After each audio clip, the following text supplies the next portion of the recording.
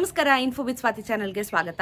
ಒಂದೆರಡು ದಿನದ ವಿಡಿಯೋಸ್ನ ಮಾಡೋಕ್ಕಾಗಲ್ಲ, ಬಿಕಾಸ್ ನಾನು ಹೇಳಿದೆ ಯುರೋಪಲ್ಲಿದ್ದೆ, ಟ್ರಾವೆಲ್ ಮಾಡ್ತಾ ಇದೆ ಅಂತ ಹೇಳ್ಬಿಟ್ಟು. ಸೊ ಇವಾಗ ನಾನು ವಾಪಸ್ ಬೆಂಗಳೂರಿಗೆ ಬಂದಿದ್ದೀನಿ. ಸೊ ಇನ್ಮೇಲೆ ವಿಡಿಯೋಗಳನ್ನ ಖಂಡಿತವಾಗ್ಲೂ ಸಮಯಕ್ಕೆ ಕರೆಕ್ಟಾಗಿ ಮಾಡುವಂಥ ಪ್ರಯತ್ನ ಖಂಡಿತ ಮಾಡ್ತೀನಿ. ಸೊ ಅಷ್ಟಿದ್ರೂ ಬೆಂಬಲ ಕೊಟ್ಟಿರೋರಿಗೆ ಎಲ್ರಿಗೂ ಧನ್ಯವಾದಗಳನ್ನ ತಿಳಿಸ್ತಾ ಇದ್ದೀನಿ.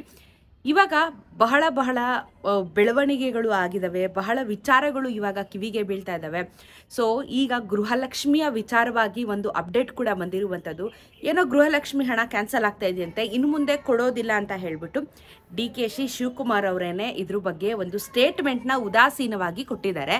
ಇದ್ರ ಜೊತೆಗೆ 19ನೇ ಕಂತಿನ ಹಣದ ಬಗ್ಗೆನೂ ಅಪ್ಡೇಟ್ ಬಂದಿದೆ. ಈ ವಿಡಿಯೋದಲ್ಲಿ ಪ್ರತಿಯೊಂದು ತಿಳಿಸ್ಕೊಡ್ತೀನಿ. ಚಾನಲ್ ಸಬ್ಸ್ಕ್ರೈಬ್ ಮಾಡ್ಕೊಳ್ಳಿ, ವಿಡಿಯೋಸ್ನ ಪೂರ್ತಿಯಾಗಿ ನೋಡಿ ಅಂತ ಕೇಳ್ಕೊತೀನಿ. ಈಗ 19ನೇ ಕಂತಿನ ಹಣ ತುಂಬ ಸಮಯದಿಂದ ಬರಬೇಕಾಗಿತ್ತು.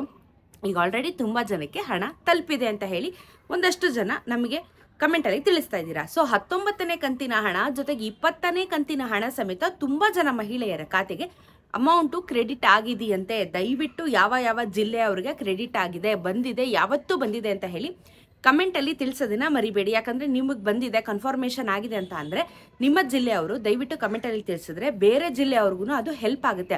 ಹೌದಪ್ಪ, ನಮ್ಮ ಜಿಲ್ಲೆಯವ್ರಿಗೂ ಇವತ್ತು ಕ್ರೆಡಿಟ್ ಆಗಿದೆ, ಹೌದು ಬಂತು ಅಂತ ಹೇಳ್ಬಿಟ್ಟು ಅವ್ರಿಗೂ ಸಹ ಒಂದು ನಂಬಿಕೆ ಬರುತ್ತೆ. ಅದಕ್ಕೆ ದಯವಿಟ್ಟು ಕಮೆಂಟಲ್ಲಿ ತಿಳಿಸಿ ಯಾವ ಜಿಲ್ಲೆಯವ್ರಿಗೆ ಅಮೌಂಟು ರಿಸೀವ್ ಆಗಿದೆ ಅಥವಾ ಬಂದಿಲ್ಲ ಅಂದರೂ ಪರವಾಗಿಲ್ಲ, 19-20ನೇ ಕಂತಿನ ಹಣ ಬಂದಿದೆ ಅಂತ ಹೇಳಿದ್ದಾರೆ. ಸೊ ಕಮೆಂಟಲ್ಲಿ ತಿಳಿಸಿ.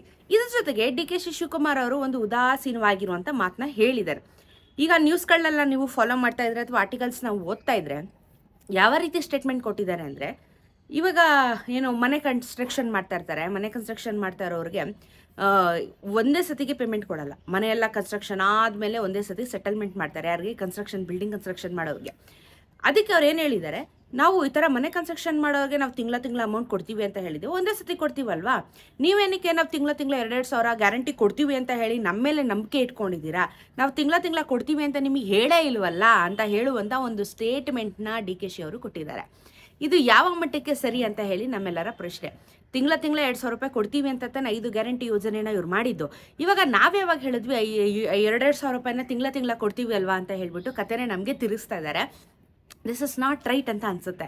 ಸೊ ಇವಾಗ ಈ ರೀತಿ ಉದಾಸೀನವಾಗಿರುವಂಥ ಮಾತುಗಳನ್ನ ಆಡಿರುವಂಥ ಸರ್ಕಾರ, ಯಾವಾಗ ಬೇಕಾದರೂ ನಾವು ಕೊಡ್ತೀವಿ, ಬಂದಾಗ ನೀವು ಇಸ್ಕೋಬೇಕು, ಕೇಳಂಗಿಲ್ಲ ನೀವು ಅಂತ ಕೂಡ ಸ್ಟ್ರಿಕ್ಟಾಗಿ ಹೇಳಿದ್ದಾರೆ. ಕೇಳಂಗಿಲ್ಲ ಅಂತ ಅಂದರೆ ಇವ್ರು ಕೊಟ್ಟಿರೋದಕ್ಕೆ ಎಲ್ಲರೂ ನಂಬ್ಕೊಂಡು ಇದಕ್ಕೆ ಅರ್ಜಿನ ಹಾಕಿ ಎಲ್ಲ ಮಾಡ್ತಿರೋದು. ಇವಾಗ ನೀವು ಈ ಥರ ಉದಾಸೀನವಾಗಿರುವಂಥ ಸ್ಟೇಟ್ಮೆಂಟ್ಗಳನ್ನ ಕೊಟ್ಟರೆ ಮಹಿಳೆಯರ ಕತೆ ಏನಾಗಬೇಕು? ಸೊ ಗೃಹಲಕ್ಷ್ಮಿ ಹಣ ನೀವಿಷ್ಟ ಬಂದಂಗೆ ಕೊಡೋಕ್ಕಾಗಲ್ಲ. ನೀವು ಹೇಳಿರೋದಕ್ಕೆ ನಾವುಗಳು ನಂಬ್ಕೊಂಡು ಈ ಹಣಕ್ಕೆ ಕಾಯ್ತಾ ಇರುವಂಥದ್ದು. ಉದಾಸೀನವಾಗಿ ಸರ್ಕಾರದವರು ನೀವು ಹೇಗೆ ಮಾತಾಡ್ತೀರಾ? ಇದು ತುಂಬ ತಪ್ಪು ಅಂತ ಅನಿಸುತ್ತೆ. ಗೃಹಲಕ್ಷ್ಮಿ ಹಣ 19-20 ಕೊಟ್ಟಿದ್ದಾರೆ, ಇನ್ನು ಕೊಡಬೇಕಾಗಿದೆ, 3 ತಿಂಗಳು ಹಣ ಕೊಡಬೇಕಾಗಿದೆ. ಸೊ ಇದಕ್ಕೆ ಇವಾಗ ಉದಾಸೀನವಾಗಿರುವಂಥ ಮಾತುಗಳನ್ನ ಆಡ್ತಾ ಇರುವಂಥ ಸರ್ಕಾರ. ಸೊ ಇವಾಗ DK ಅವ್ರು ಹೇಳಿರೋಂಥದ್ದು ಈ ಸ್ಟೇಟ್ಮೆಂಟು. ಮತ್ತು ಯಾವಾಗ ಉಳಿದಿರೋರಿಗೆ ಪೆಂಡಿಂಗ್ ಹಣಗಳನ್ನ ಕೊಡ್ತಾರೋ, ಮುಂದಕ್ಕೆ ಏನು ಮಾಡ್ತಾರೋ ಅನ್ನೋದ್ರ ಬಗ್ಗೆ ಇವಾಗ ಯಾವುದೂ ಮಾಹಿತಿಗಳು ಸಿಗದೇ ಇರುವಂಥ ಪರಿಸ್ಥಿತಿ ಆಗೋಗ್ಬಿಟ್ಟಿದೆ. ಒಟ್ಟಿನಲ್ಲಿ ಗೃಹಲಕ್ಷ್ಮಿ ಹಣ ಸ್ಟಾರ್ಟಿಂಗಲ್ಲಿ ಎಲ್ಲ ಗಿಮಿಕ್ಗಳು ಅಂತ ಅನ್ಸ್ಬಿಡುತ್ತೆ. ಒಂದೊಂದ್ಸತಿ ಸ್ಟಾರ್ಟಿಂಗಲ್ಲಿ ಓಟಿಗೋಸ್ಕರ ಎಲೆಕ್ಷನ್ಗೋಸ್ಕರ ಎಲ್ಲರನ್ನೂ ಯೂಸ್ ಮಾಡ್ಕೋತಾರೆ, ಆಮೇಲೆ ನಮ್ಗಳನ್ನ ನಾಯಿ ಥರ ಉಗ್ದಿ ಸೈಡ್ಗೆ ಹಾಕ್ತಾರೆ. ಡೆವಲಪ್ಮೆಂಟ್ ಅಂತ ಹೇಳ್ಬಿಟ್ಟು ಏನು ಮಾಡ್ತಾರೆ, ನಮ್ಮ ಹೆಣ್ಮಕ್ಳಿಗೆ 2,000 ಕೊಡ್ತಾರೆ. ಆ 2,000 ಅಲ್ಲ, 10,000 ಗಂಡು ಮಕ್ಳ ಹತ್ರ ಟ್ಯಾಕ್ಸ್ನ ಕಲೆಕ್ಟ್ ಮಾಡಿಬಿಟ್ಟು ಆ 2,000 ನಮಗೆ ಕೊಡ್ತಾರೆ. ಸರಿ, ಟ್ಯಾಕ್ಸ್ ಆದರೂ ಕಲೆಕ್ಟ್ ಮಾಡಿದ್ರು ಇಷ್ಟೊಂದು ಮಳೆ ಬರ್ತಾ ಇದೆಯಲ್ಲ, ಬೆಂಗಳೂರನ್ನ ಆಡ್ಕೋತಾ ಇದ್ದಾರಲ್ಲ, ಡೆವಲಪ್ಮೆಂಟ್ ಎಲ್ಲೋಗಿದೆ? ಡೆವಲಪ್ಮೆಂಟ್ಗಳನ್ನ ಯಾಕೆ ಮಾಡ್ತಾ ಇಲ್ಲ? ಸೊ ಇಷ್ಟೆಲ್ಲ ಸಮಸ್ಯೆಗಳಿರುತ್ತೆ ಇವ್ರಿಗೆ. ಬರೀ ನಾನು ಸೀಟಿಗೆ ಬರಬೇಕು, ನಾನು ದುಡ್ಡು ಮಾಡ್ಕೋಬೇಕು, ನನ್ನ ಫ್ಯಾಮಿಲಿ ಚೆನ್ನಾಗಿರಬೇಕು ಅನ್ನೋದಷ್ಟೇ ಇಂಟೆನ್ಷನ್ನು.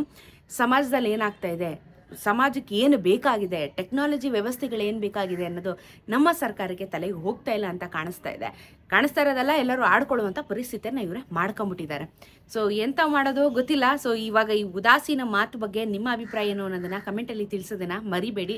ಸೊ ಗೃಹಲಕ್ಷ್ಮಿಯ 19-20ನೇ ಕಂತಿನ ಹಣ ಯಾರಿಗೆಲ್ಲ ಬಂದಿದೆ ದಯವಿಟ್ಟು ಕಮೆಂಟಲ್ಲಿ ತಿಳಿಸಿ, ಯಾವ ಜಿಲ್ಲೆಯವರು ನೀವು, ಯಾವತ್ತು ಬಂದಿದೆ ಅಂತ ಹೇಳ್ಬಿಟ್ಟು. ಮತ್ತೆ ಇನ್ನೊಂದಷ್ಟು ಅಪ್ಡೇಟ್ಸ್ಗಳು ಸಿಕ್ಕಿದಾಗ ಖಂಡಿತ ವಿಡಿಯೋ ಮಾಡ್ತೀನಿ. ಅದಕ್ಕಿಂತ ಮುಂಚೆ ಚಾನಲ್ನ ಸಬ್ಸ್ಕ್ರೈಬ್ ಮಾಡ್ಕೊಳ್ಳಿ, ಇದೇ ರೀತಿ ಸಪೋರ್ಟ್ ಕೊಡ್ತಾ ಇರಿ ಅಂತ ಕೇಳ್ತಾ ಸಿಗೋಣ ಮತ್ತೊಂದಷ್ಟು ವಿಡಿಯೋ ಒಂದಿಗೆ. ನಮಸ್ಕಾರ.